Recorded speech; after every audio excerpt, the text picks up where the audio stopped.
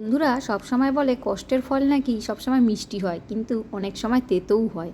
দেখো, এই যে উচ্ছে গাছটা বসিয়েছিলাম, কোন দিকে বসিয়েছিলাম ভুলে গেছি, কিন্তু পুরো ভর্তি হয়ে গেছে।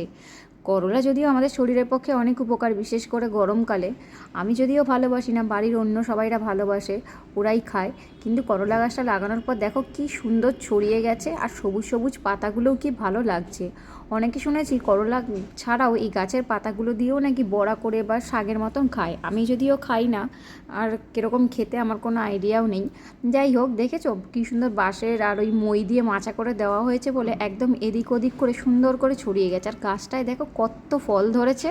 মনে হয় প্রতিদিনই যদি বিক্রিও করা হয় তাহলেও মনে হয় খান কেজি মানে করলা একদম বেরোবেই। এদিক ওদিক সেদিক দেখতে পাচ্ছ, চারিদিকে যেদিকেই গাছটার ফোনটা নিয়ে যাচ্ছি সেদিকেই একদম করলা ভর্তি হয়ে গেছে।